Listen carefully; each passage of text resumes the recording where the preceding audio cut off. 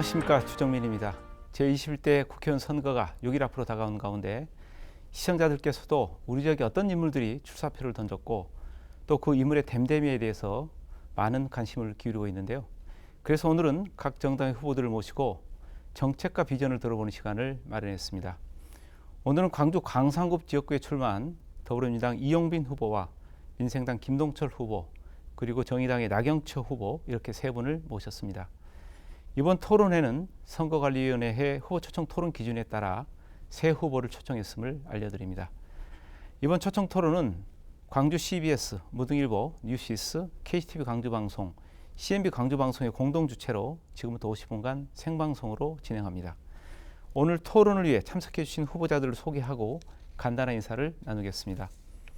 후보들의 자석과 발언 순서는 기호순으로 배치됐음을 알려드립니다. 자, 먼저 이용빈 후보입니다. 반갑습니다. 네, 이어서 김동철 후보입니다. 네, 안녕하십니까. 네, 마지막으로 나경채 후보입니다. 안녕하세요. 네, 세 후보 모두 반갑습니다. 오늘 토론은 세 후보 모두에게 묻는 공통 질문과 그에 대한 답변을 듣고 후보 간에 서로 의견을 묻고 답하는 상호 토론, 그리고 각 후보가 주도권을 갖고 다른 후보들과 토론하는 주도권 토론으로 진행합니다. 정해진 발언 순서와 발언 시간을 지켜주시고 후보들의 정책과 자질을 검증하는 토론이 되도록 협조 부탁드립니다. 그럼 첫 순서로 모두 발언이 있겠습니다. 이용빈 후보부터 모두 발언해 주시죠. 시간은 1분 30초입니다. 존경하는 광주 시민, 광산 주민 여러분, 더불어민주당 광산갑 기호 1번 이용빈입니다. 코로나 위기를 극복하기 위해서 얼마나 애쓰고 계십니까? 주민 여러분들께 진심으로 감사하다는 말씀 드립니다. 저는 4년 전 광주의 유력 정치인들이 일신의 영달을 위해서 민주당을 떠났을 때 풀뿌리 호남 인재 영입 1호로 끝까지 민주당을 지키고 문재인 대통령의 당선을 위해 뛰었습니다. 며칠 전 임종석 전 청와대 비서실장께서 광주를 방문해서 문재인 대통령께서 광주에서 가장 마음의 빚을 크게 진 사람은 이용빈이라고 하며 지지를 호소했습니다. 이낙연 상임선대위원장께서도 이용빈 후보는 문재인 정부와 국회에서 이낙연과 함께 이끌어갈 정말 필요한 인물이라며 지지를 호소해 주셨습니다. 이낙연, 문재인 정부와 코로나 전쟁을 이기고 이제 일하는 국회로 바꾸겠습니다. 강한 여당을 만들어서 광주와 광산을 힘있게 변화시키겠습니다. 광주 시민, 광산 주민 여러분, 내일부터 사전투표가 진행됩니다.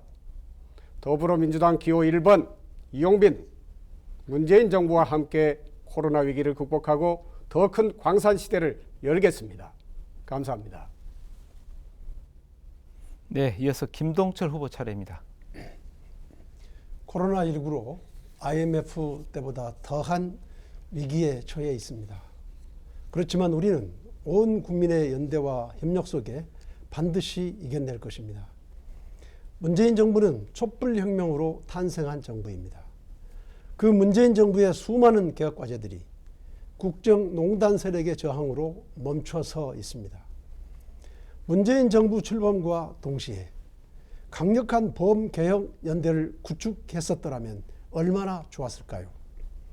그랬더라면 국정농단 세력의 저항에도 불구하고 수많은 개혁과제들을 처리했을 테니까요. 지금이라도 늦지 않았습니다. 총선 이후 강력한 개혁연대를 구축해야 합니다. 그래야 문재인 정부가 성공합니다. 그래야 범개혁 세력의 재집권도 이루어낼 수 있습니다. 거기에 민생당과 민주당은 한 뿌리입니다. 김대중 대통령과 노무현 대통령을 함께 모시지 않았습니까? 민생당과 민주당을 중심으로 범개혁 세력이 다시 하나가 되겠습니다. 한때 견해차가 있었지만 더 큰 위기 앞에서는 항상 합치는 것이 우리의 전통이었기 때문입니다. 그리고 제 마지막 소임, 25년 만에 호남 재집권이라는 정치적 소명을 달성하고 싶습니다. 이후 참신하고 역량 있는 후지를 발굴 육성하는 데 남은 힘을 바치겠습니다. 감사합니다. 네, 마지막으로 나경채 후보 차례입니다. 안녕하십니까. 정의당 나경채입니다. 저는 지난 월요일 선관위 주최 1차 토론회에서 이용빈 후보님이 재산 신고에서 무려 4억 5천만 원을 축소 신고한 의혹에 대해 말씀드렸고 속 시원한 대답을 듣지 못했습니다. 선거 사무원이 뭘 잘 몰라서 그랬을 수 있다고만 하셨는데 오늘 모두 발언에서 분명한 해명이 있을 거라 기대했습니다만 실망입니다. 다시 한번 정리하여 말씀드리겠습니다. 오늘 토론이 마무리되기 전에는 해명을 해주십시오. 후보님은 어등산을 관광단지로 개발하겠다고 공약하셨는데 어등산 골프장 아래 가족명의 1,400제곱미터 땅을 소유하고 있습니다. 이 자체가 큰 문제인데 더 큰 문제는 실거래가가 5억 4천 이상이 분명한데도 더 낮은 금액인 3억 원으로 재산 신고하셨습니다. 또 흑석동 하남 3지구 후보님 명의의 땅 약 800제곱미터 2분의 1 공유 지분은 개발 예정 구역이고 실거래가가 5억 원 이상인 것을 쉽게 알 수 있는데도 2억 9천만 원에 신고하셨습니다. 총 4억 5천만 원의 재산을 누락시켜 축소 신고했습니다. 왜 이에 대해 해명하지 않으십니까? 집권 여당의 국회의원 후보로서 자격 있으십니까? 이게 후보님이 자랑한 민주당의 시스템 공천입니까? 다시 한번 정직한 해명을 요구합니다. 네, 새 후보의 모두 발언 잘 들었습니다. 이제 본격적인 토론에 들어가겠습니다. 먼저 새 후보에게 드리는 공통 질문입니다. 유권자들의 관심과 정치 참여의식이 높아지면서 후보들의 공약도 꼼꼼히 살피고 있습니다. 그래서 각 후보들의 대표 공약에 대해서 들어보겠습니다. 먼저 김동출 후보께서 대표 공약 말씀해 주시죠. 답변 시간은 2분입니다. 네, 첫째, 광주 송정역을 국토 서남권의 교통물류 중심지로 육성하겠습니다. 그러기 위해서 광주 송정역을 대규모 선상 역사로 전면 재건축해야 합니다. 광주 송정역은 이용자 수는 오송역과 비슷한데 오송역에 비해서 건축 면적은 3분의 1밖에 되지 않고 대합실 면적은 4분의 1밖에 되지 않습니다. 그러니 얼마나 이용객들이 불편하겠습니까? 거기다가 이제 경전선이 예비 타당성을 통과했습니다. 달빛 대구 광주 간 달빛 내륙철도까지 연결된다면 이용자가 급증할 수밖에 없기 때문에 서울역이나 용산역과 같은 매머드급 선상 역사로 전면적인 재건축이 필요합니다. 아울러 금호 타이어를 이전시키고 그 자리에 복합 환승센터를 건립해서 고속버스, 시외버스, 시내버스 등 모든 교통수단과 KTX를 연계해서 원스톱 환승 체계를 만들도록 해야 합니다. 둘째, 도시철도 2호선 지선을 신설해서 운남역에서부터 우산 월곡 선운지구를 거쳐서 광주 송정역까지 연결해야 합니다. 이렇게 하면 우산 월곡동 선운지구 주민들의 교통 편의가 획기적으로 제고될 것입니다. 아울러 수안지구, 첨단지구 그리고 북구 주민들 지금도 광주 송정역 교통 불편을 호소하고 있는데 그 접근성이 획기적으로 개선돼서 광주역 존치해달라 그런 주장 더 이상 나오지 않을 것입니다. 여기에 우산 월곡권의 스마트 도시 재생 사업을 추진해서 쾌적한 주거 환경을 만들도록 하겠습니다. 네, 이어서 나경채 후보 대표 공약 말씀해 주시죠. 저는 선관위 1차 토론회에서 6대 긴급 민생위기 대책을 말씀드렸습니다. 1. 이주민 포함 전국민 재난기본소득 지급. 2. 코로나 기간 중 한시적 해고 금지. 3. 임대료 지원과 부가가치세 감면. 4. 불안정 노동자와 600만 취약계층 지원. 5. 그리고 빠른 경제 회복을 위한 그린 뉴딜 시행. 마지막 6번이 중요한데요. 위기 극복 때까지 방빼 절대 금지. 임대상가와 집세 동결, 임대기간 자동 연장, 퇴거 금지 조치가 필요합니다. 필요하면 대통령은 긴급 재정경제 명령을 발동해야 합니다. 그런데 정부와 민주당은 중하위 70% 가구에 대해 1인당 최대 40만 원을 그것도 5월경에 지급하기로 했습니다.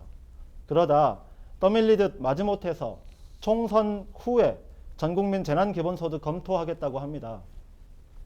방역은 잘하고 있지만 사회정책은 우왕좌왕입니다. 굳이 부유층 선별이 필요하다면 선지급 후처리 원칙 아래 연말정산 때 회수하면 됩니다. 경계선 정하느라 시간 낭비할 여유가 없습니다. 4월 안에 국민들이 받을 수 있도록 해야 합니다. 6대 긴급 민생대책 외에 특별 지역 현안 정책을 말씀드리겠습니다. 광산구 송정 5일장 등 구청이 사용료를 받는 자영업자들의 사용료 납기일이 상인들 요청에 의해서 2월에서 4월로 미뤄졌습니다. 그런데 납기 연기만이 아니라 납부 면제 조치도 필요합니다. 다른 지자체는 이미 시행하고 있는데 광산구 민주당 소속 구청장은 왜 이것을 아직까지 결단하지 않습니까? 같은 당 이용빈 후보님, 이 문제 알고 계십니까? 현역 의원 김동철 의원님, 송정 5일장 상인들 문제에 대해 청장과 상의하셨습니까? 지금이라도 함께 나섭시다. 예, 마지막으로 이용빈 후보 대표 공약 들어보겠습니다.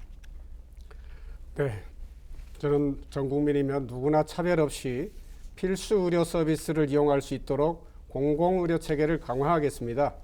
이번 신종 감염병 코로나의 확산에 따라서 국민의 생명이 심각하게 위협받는 상황을 맞닥뜨리면서 공공의료 체계가 많이 부족하다는 점을 느꼈습니다.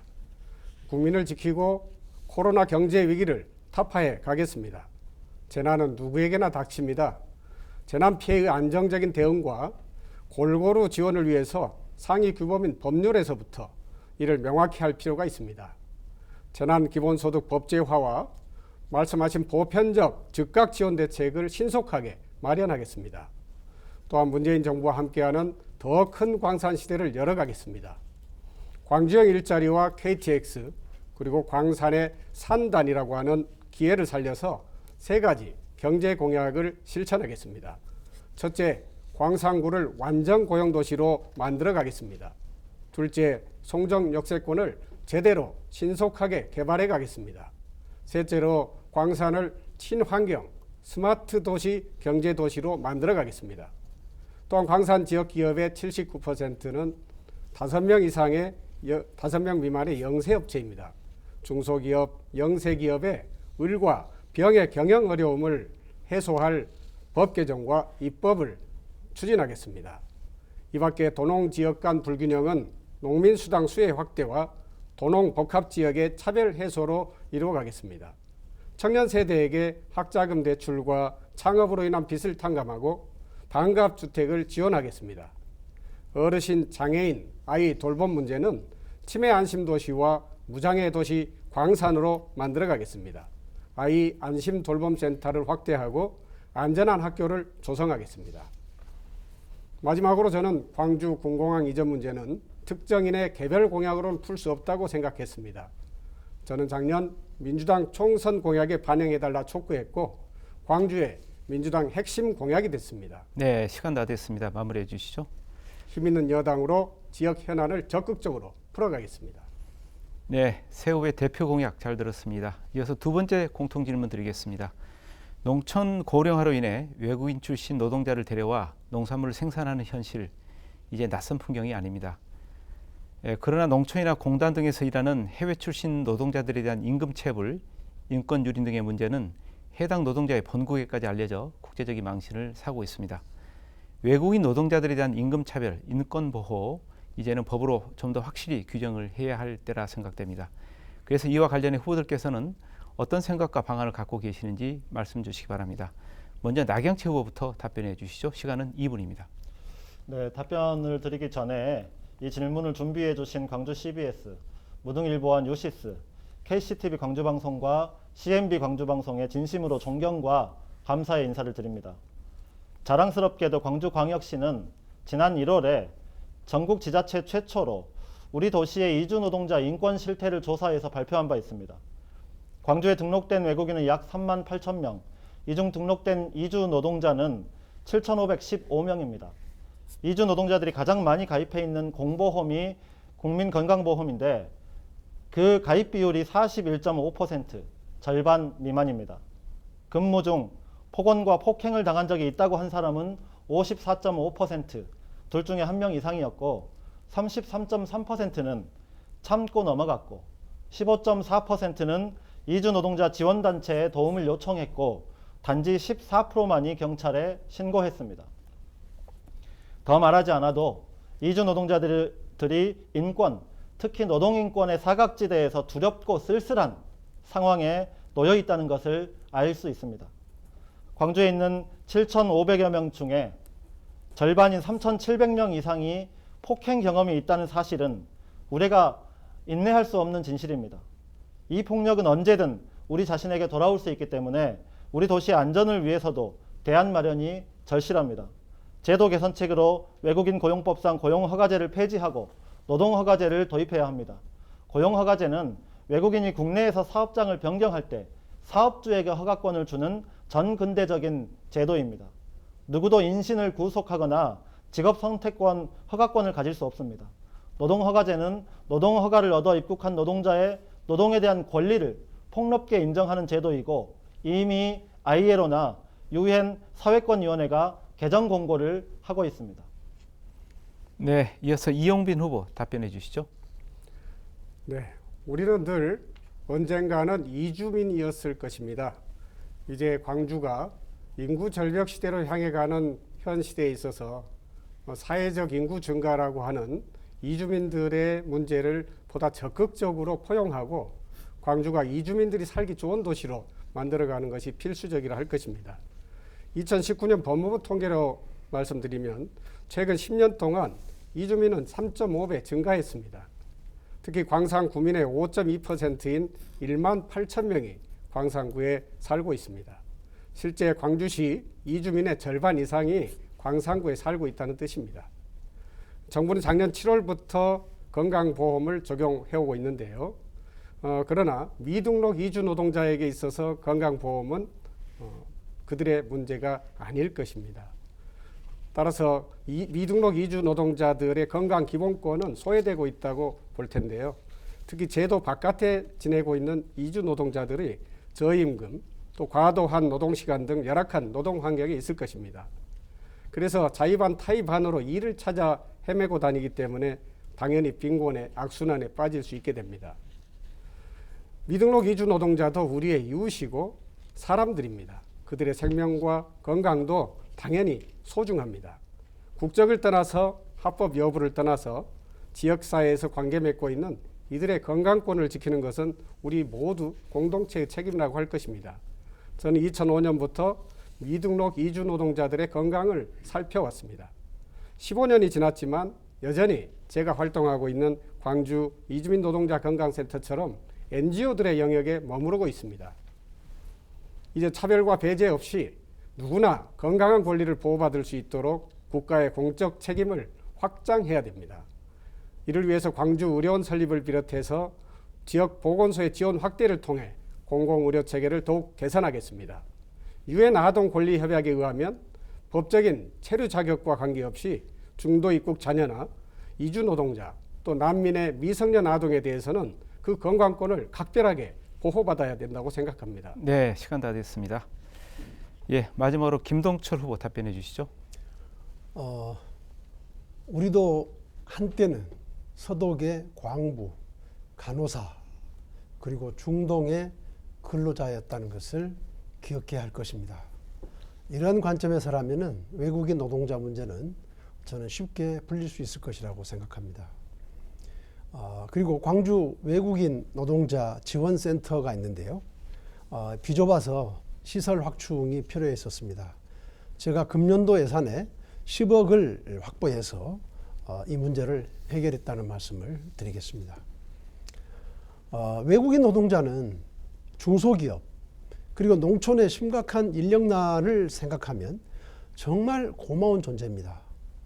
이 고마운 존재인 외국인 노동자들을 우리 사회 구성원으로 인식하고 노동권, 기본적 인권은 당연히 보장되어야 하지 않겠습니까?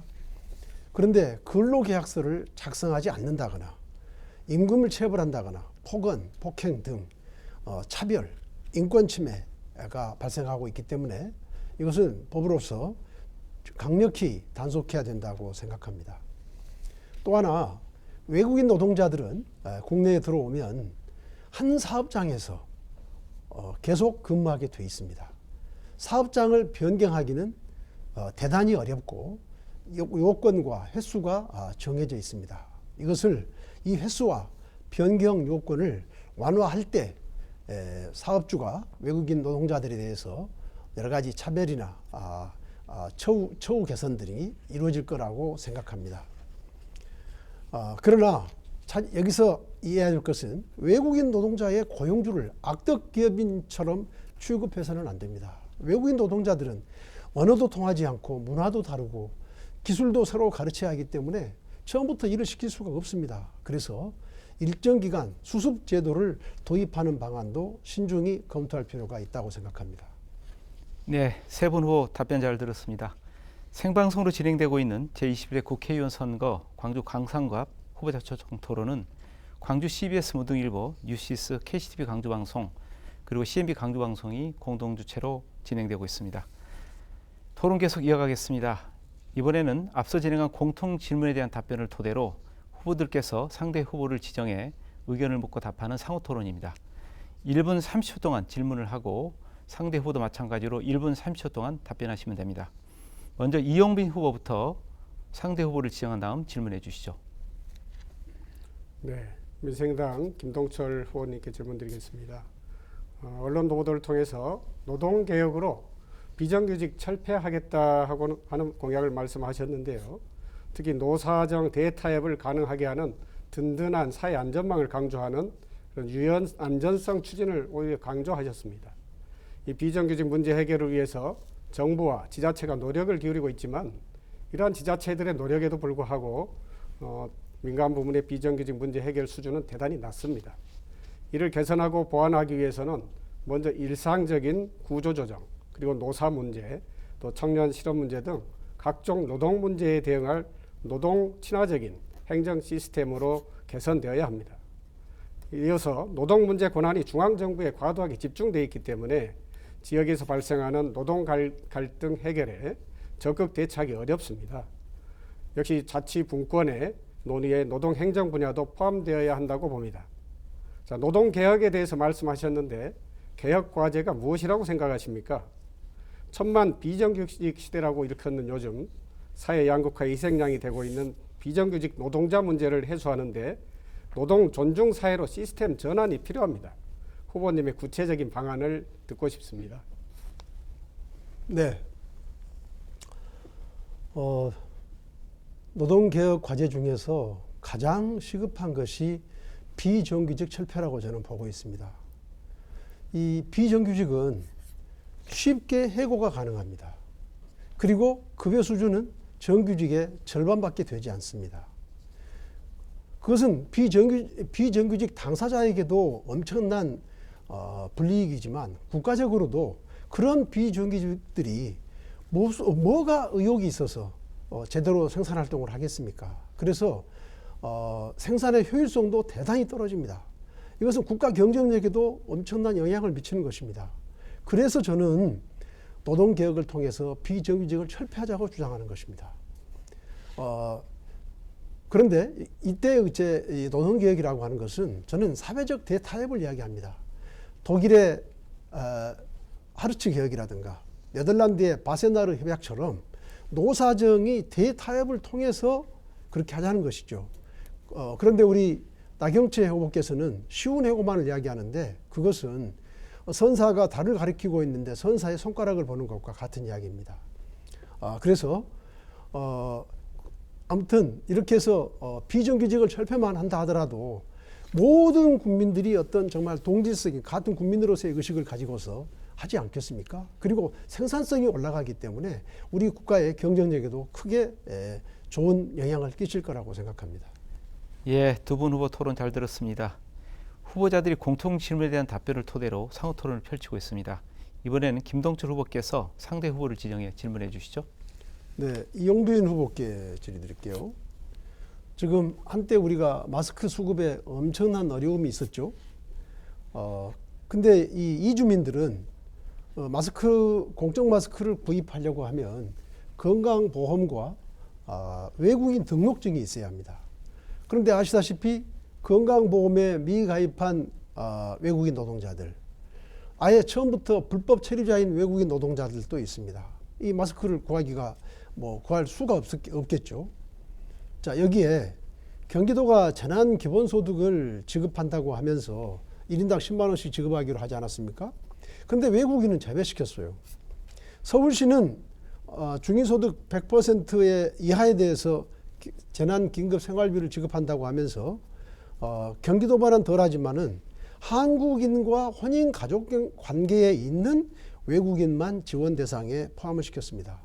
그랬더니 이 이주민 단체들이 이거 인종차별 아니냐 이렇게 인권위에 지금 진정을 제기하고 있는데, 자, 이용빈 후보님, 자, 이런 경우에 외국인을 제외하는 것이 인종차별입니까?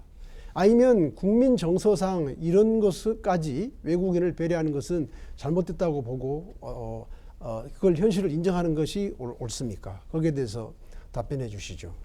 네, 우리 민생당 김동철 후보님 아주 좋은 질문을 하신 것 같습니다.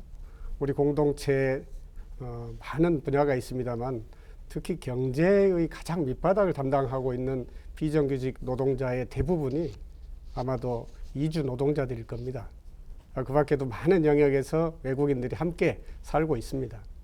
이번 코로나와 그로 인한 경제 위기는 우리 공동체 모두의 문제이고요.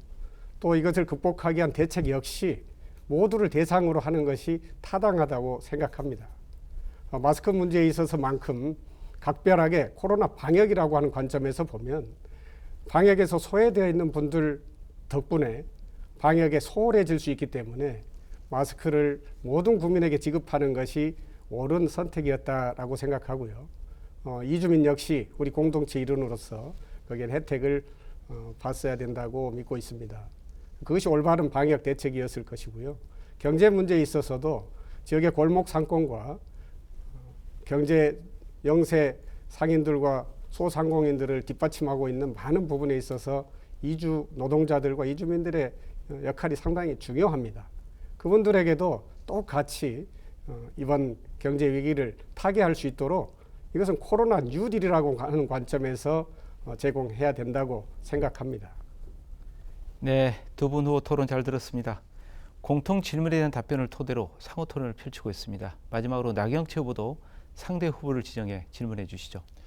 네, 저는 김동철 의원께 질문을 드리겠습니다. 질문을 드리기 전에 먼저 좀 말씀을 드리면 두 분께서 이주 노동자, 외국인 노동자 문제를 언급하시면서 어느 분도 고용허가제 문제를 정면으로 언급한 분이 없다고 하는 것은 조금 유감입니다. 이미 얘기했다시피 고용허가제는 외국인 노동자의 사업장 이탈의 자유를 가로막는 정근대적 제도입니다. 사업주 동의가 있거나 근로조건 위반, 상습적 폭언이 있는 경우에만 사업장을 변경할 수 있습니다. 그 심사 조건도 까다로워서 불이익을 받고도 옮길 수 있는 이주 노동자는 소수입니다. 장관 고시에 따라 연봉 중 30% 이상이 체불되어야 사업장 변경이 가능하고 불합리한 차별 대우의 기준도 매우 애매합니다. 김동철 의원께서는 2017년 11월 20일 바른미래당 최고위원회 회의에서 이렇게 말씀하신 적이 있어요. 상시 근로자 300인 미만, 자본금 80억 이하 업체에 한해서 도입이 허용되고 있는 고용허가제가 업계 현실을 잘 반영하고 있는지 다시 한번 살펴봐야 한다. 아까 하신 말씀하고는 취지가 약간 다른 것 같은데요. 고용허가제를 300인 이상, 80억 이상 업체에도 확대 시행되어야 한다는 주장은 고용허가제 예컨대 사업주의 동의가 없이는 사업장을 바꿀 수 없는 제도는 그대로 유지한 채 이것의 적용만 보다 확대해야 한다라고 하는 취지로 들립니다. ILO와 UN 사회권위원회에서도 권고하고 있는 고용허가제 폐지를 오히려 확대하자고 하는 것은 아까 한 말하고도 다르고 시대에도 역행하는 것이라고 생각합니다. 답변해 주시죠. 우리 나경채 후보가 좀 뭔가를 오해하신 것 같습니다. 고용허가제는 대부분의 나라에서 특히 선진 국가에서 실시하고 있는 과거에 우리가 채택했던 산업연수생 제도에 비하면 어마어마하게 진전된 제도입니다. 고용허가제를 통해서 외국인 노동자는 동등한 노동하에서 동일 임금을 우리 내국인과 똑같이 받고 있기 때문에 대단히 선진적인 제도다 이런 말씀을 드리고, 오히려 그러기 때문에 고용 허가제를 좀 어떻게 완화해서 해달라고 하는 중소기업들의 애로사항 건의가 엄청나다는 것을 말씀을 드립니다. 다음에 사업장 변경 말씀하셨는데 제가 아까도 공약에서 공통질문에서 말씀드렸지 않습니까? 지금 사업장 변경 요건이 엄격하고 그리고 횟수가 3년에 3회로 제한되어 있습니다. 그래서 고용허가제는 대단히 우수한 제도이지만 이 사업장 변경과 관련해서는 그 요건과 횟수가 너무 엄격하기 때문에 외국인 근로자 입장에서 외국인 노동자 입장에서 이것을 조금 완화해서 악덕 기업인들의 어떤 횡포로부터 벗어나게 할 필요가 있다 이렇게 말씀을 드렸습니다. 네, 두 분 후보 토론 잘 들었습니다. 생방송으로 진행하고 있는 제21대 국회의원 선거 광주 광산갑 후보자 초청 토론은 광주 CBS 무등일보, 뉴시스, KCTV 광주방송, CNB 광주방송의 공동 주최로 진행하고 있습니다. 네, 이번 순서는 후보자 주도권 토론입니다. 3명의 후보가 차례 5분씩 주도권을 갖고 다른 후보에게 질문하고 답변을 듣는 시간입니다. 주제 관계없이 후보 간에 자유롭게 토론해 주시기 바랍니다. 상대 후보에게 질문해 주시고 비방이나 인신공격성 발언은 자제해 주시기 바랍니다. 먼저 김동철 후보에게 5분 동안 주도권 드리겠습니다. 이용빈 후보께 좀 물어보겠습니다. 지난번 1차 토론 때 16년 동안 한 게 뭐냐 이렇게 저한테 이야기를 했습니다. 저는 그 질문 들으면서 생계에 바쁜 일반 유권자들이야 모를 수 있습니다. 제가 매년 의정 보고서를 꼬박꼬박 보내드리고 있는데 그걸 못 보실 수도 있습니다. 그러나 지역에서 국회의원을 준비하는 분이 지역구의 국회의원이 무슨 일을 했는가를 모르고서 그런 질문을 했다면 정말 저는 그건 능력에 있어서 문제라고 생각하고 알면서도 그런 질문을 했다고 한다면 그건 너무나도 악의적이지 않습니까? 그런 말씀 드리고요. 다음에 그 힘 있는 여당 후보를 강조하는데 이것은 옛날 60, 70년대 군사 독재 정권 시절이나 있었던 이야기입니다. 힘 있는 여당론이라는 것은. 그러면 이명박 박근혜 정부 시절에는 그러면 새누리당을 지지해달라는 그런 논리와 뭐가 다릅니까? 그래서 그건 좀 유권자 우리 지역민들을 너무나도 과소평가한 그런 주장이 아닌가 그렇게 생각을 합니다. 지금 우리 나경채 후보께서 1차 토론에서 그리고 오늘까지 계속해서 이용빈 후보의 부동산 투기 의혹을 이야기하고 있습니다. 그러니까 어등산 관광단지를 개발하자고 주장했던 것, 황종강을 개발하자고 주장했다는 것, 그런 것들이 결국은 이 후보자가 가지고 있는 재산, 그 부지, 그 1400제곱미터의 부지, 가족이 가지고 있다고 하는 그것을 의식하면서 그런 주장을 하지 않았는가. 그런 계속해서 그런 의혹을 주장하고 있는데 왜 아직까지 거기에 대해서 한마디 언급이 없으신지 거기에 대해서 답변을 해 주시죠. 네, 제가 지난 토론에서 그런 말씀 드렸던 부분은 유권자들께서 일반적으로 그런 말씀을 하고 계시는데 16년 동안 실제 아무 일도 하지 않으신 것을 질책하는 말은 아니었습니다. 우리 젠틀하신 우리 김동철 의원님께서 그 부분에 대해서 상당히 실망을 하셨다 하니 앞으로 힘있는 여당을 만들어서 광산을 새롭게 변화시키겠다고 하는 제 의견에 대해서 역시 동의를 좀 더 해주시고 함께 그런 길들을 열어갔으면 좋겠다는 말씀 드립니다. 무엇보다도 우리 나경채 후보께서 지난번에 저로서는 굉장히 황당한 주장을 하셔서 여기에 대한 제 나름의 분석을 좀 하느라 시간이 좀 걸렸습니다. 저는 지난 총선에 20년 동안 광산에서 터잡고 지역에 소외된 이웃들과 함께 해왔던 삶을 이제 정치의 영역에 삼게 하기 위해서 정말 광산에 뼈를 묻을 각오로 광산에 집을 옮기려고 계획을 했던 차에 제가 집을 팔고 그 돈으로 집을 지을 땅을 매수는 했으나 집을 지을 수 있는 여력이 없어서 제 아내가 정말 농사 짓는 걸 좋아합니다. 네, 거기까지 듣겠습니다. 네, 그래서 그 텃밭을 일구면서 생활을 해왔고요. 아니 거기까지 듣겠습니다. 이제- 왜냐하면 제가 나경채 후보께도 질문을 해야 되기 때문에 예, 아니 저한테 해명의 기회를 좀 주십시오. 저기 나경채 후보께 지난번 1차 토론 때 호남 고속철 제가 호남철이라는 별명을 얻었다고 하는 그런 말들에 대해서 정부는 안 하려고 하는데 혼자 한 것처럼 말한다. 호남 정치인 중에 반대한 사람이 있었겠냐. 지역민 모두의 열망 속에서 이루어졌다. 이렇게 말씀을 하셨어요. 다시 한번 제가 사실관계를 말씀드립니다. 당시 이해찬 국무총리는 재정적자가 뭐 연간 7천억이라고 하면서 호남 고속철을 못한다고 분명히 이야기를 했습니다. 실세 총리가 그렇게 못한다고 했어요.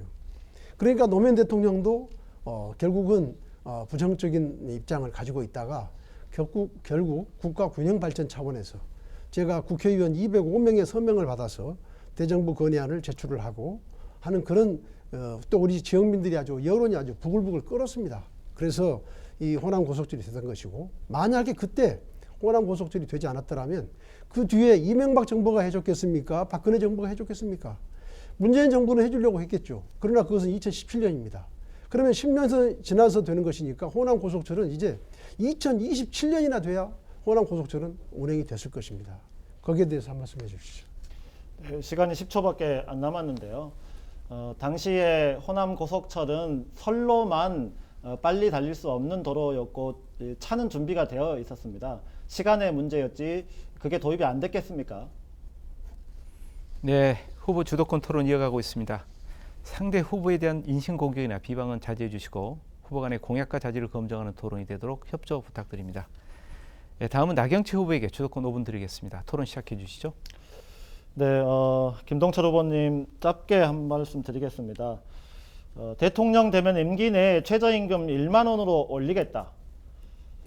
그리고 최저임금의 급격한 인상이 부른 부작용에 노동자 비명이 하늘을 찌른다. 이 상반된 두 말은 한 사람의 말입니다. 안철수 대표의 말입니다. 당시 국민의당 대표였고 대선 후보였죠. 대선 때의 말이었고 나머지 하나는 대선 직후의 말이었습니다. 김동철 후보님, 최저임금을 평균임금의 50%로 인상해서 현실화하자는 이야기는 김동철 후보님이 8년 전 총선에서 공보물에 담았던 내용입니다. 평균임금의 50%는 최저임금 1만 원에 근접합니다. 그런데 국민의당 원내대표 시절인 2008년 18년 2월 국회 연설에서는 최저임금의 급격한 인상이 경제를 어렵게 한다고 맹공을 했습니다. 행보가 지금은 당은 달라졌지만 안철수 대표와 너무나 비슷하고 유사합니다. 어떻게 말씀하실 수 있겠습니까? 지난 대선 때 모든 대선 후보들이 최저임금 1만 원 공약을 했죠. 그러나 아시다시피 대선 때, 총선 때의 공약을 곧이곧대로 믿는 국민들은 없습니다. 그러니까 일부 반드시 지켜야 될 공약도 있지만 그러나 어떤 목표치로서의 어떤 그런 의미를 갖고 있는 공약도 있다고 생각합니다. 네. 그런데 최저임금을 급격하게 인상했다고 하는 것은 지금 이 시점에서 대한민국의 정상적인 국민들이라면 모두가 다 그렇게 인정을 하고 있습니다. 알겠습니다. 그래서 문재인 정부도 그걸 평가하자는 게 아니고 왜 말이 달라졌는지, 왜 달라진 그러니까 말에 대한 달라진 것이 아니라 반성은 공약과 없는지 이야기하는 겁니다. 현실은 다르다는 뜻으로 말씀드렸습니다. 이용빈 후보께 추가로 말씀드리겠습니다. 제가 모두 발언에서도 해명을 요청드렸는데요. 그 김동철 의원님이 질문하신 거에 대해서 답변을 충분하게 못하신 것 같은데 답변을 이어서 해보시죠. 예, 짧게 해주십시오. 우리 민생당에서 광주시당에서 저에게 논평을 해주셨는데 이용빈 후보는 집을 짓기 위해 땅을 샀다고 했는데 그 땅을 지금까지 놀리고 있다. 그래서 투기다 이렇게 하고 있고요. 농사를 짓고 계시다는 말인가요? 예, 농사를 누가 있고, 짓고 계시죠? 예, 제 아내가 짓고 400평을 사모님이 다 짓고 계신가요? 있습니다. 예, 물론이죠. 확실한가요? 혼자 하고 계신가요? 개발 예정지에 땅과 건물을 가진 분이 무주택자 행세를 한다. 400평을 사모님이 혼자 짓고 계신가요? 제가 저하고 질의하는 함께 시간이잖아요. 했습니다. 네? 저하고 함께 했어요. 부부끼리만 하고 계신가요? 분명한가요? 예, 그럼요. 사실인가요? 네, 맞습니다. 다른 분은 안 하신가요? 네. 알겠습니다. 자, 그 땅을 2016년 10월경에 매입하셨어요. 아시죠? 예, 공시지가를 제가 확인해 봤습니다. 2001년부터 2016년까지 15년간 이 땅은 매년 3%로 상승했습니다. 지가가. 그런데 2016년 10월 달에 이용빈 후보님이 이 땅을 구입한 직후부터 2017년에는 4% 소폭 상승했는데요. 2018년 24%, 2019년 24%, 3년 평균 17% 급등했습니다. 무려 15년 동안 한 해에 겨우 3% 상승하던 땅값이 의원님 가족이 소유주가 된 다음부터 평균 17% 상승했습니다. 마이더스의 손이십니까? 혹시 또 말씀드리겠습니다. 저를 지금 투기업자로 만들어가고 계시는데 또 말씀드리겠습니다. 2004년도에 흑석동 부지를 후보님 명의로 매입하셨어요. 2004년도에 매입하셨는데요. 2년 후에 2006년도에 그 땅이 개발 예정 부지가 됩니다. 의원님 가족은 딱 2건의 부동산을 소유하고 계시는데 우연찮게도 두 지역을 매입한 직후에 땅값이 급상승합니다. 이것을 보통 사람은 뭐라고 부릅니까? 제가 굳이 그 단어를 말씀드리진 않겠습니다. 해명해 보십시오. 예, 어쨌든 제가 뭐 부동산 투기에 관심이 없기 때문에 말씀하신 내용에 대해서 정확히 답변은 어렵습니다. 다만 두 땅의 사용처는 흑석 사거리에 있는 땅은 제가 향후에 병원을 운영할 목적으로 구입했다가 현재 지가 16년이 상승은 됐고요. 우연이라는 말씀이시죠? 16년이 됐습니다.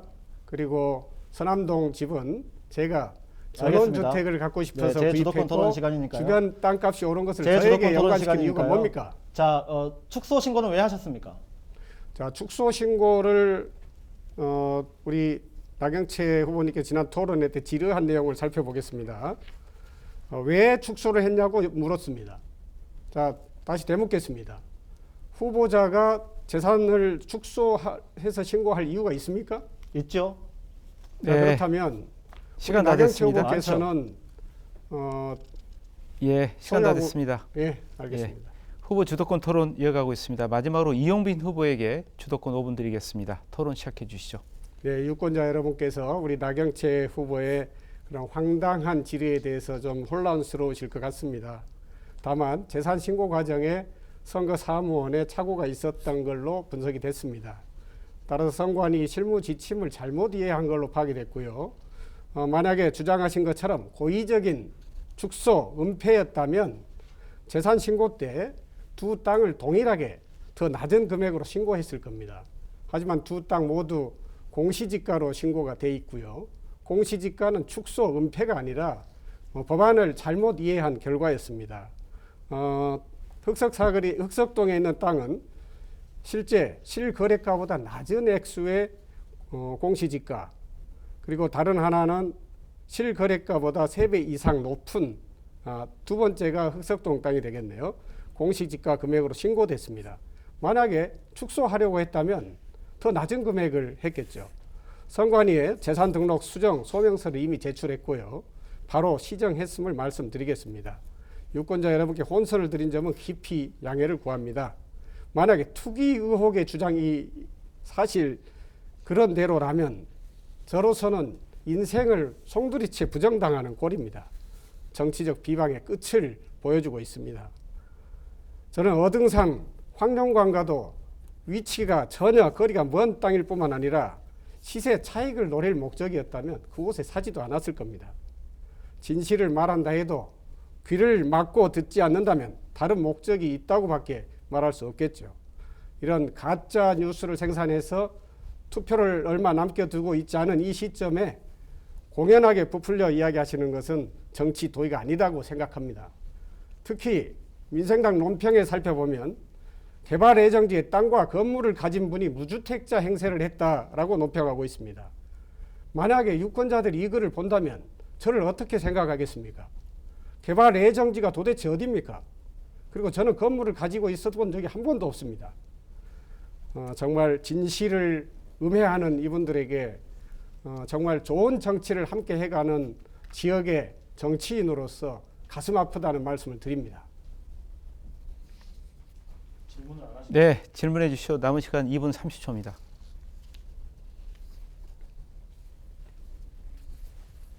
질문 드리겠습니다.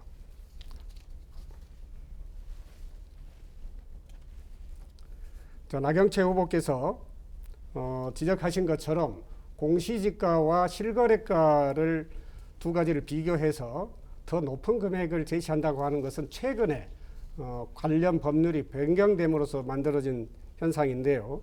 우리 나경채 후보께서는 정확하게 어떻게 신고하셨습니까? 아파트 재산을 염두에 두고 한번 말씀해 주십시오. 네, 실거래가로 신고했습니다. 더 높은 것을 신고하도록 되어 있고요.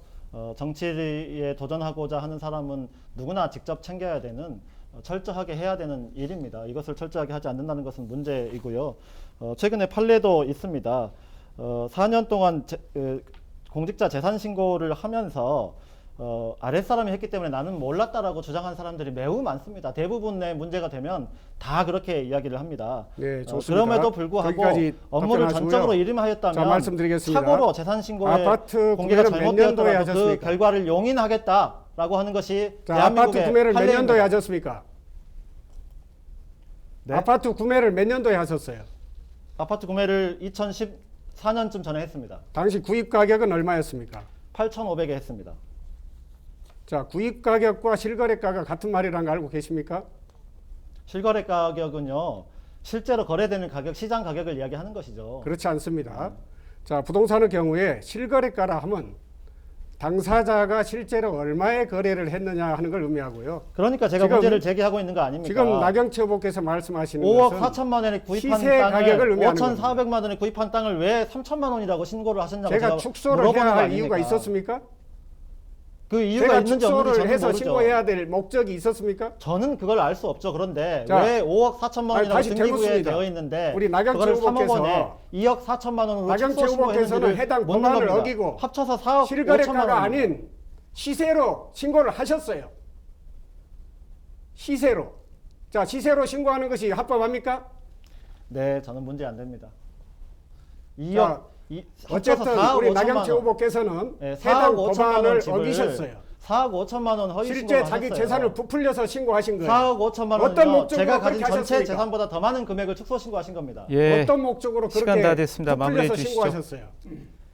예, 제20대 국회의원 선거 광주 광산갑 후보자 초청 토론 이제 마무리할 시간입니다.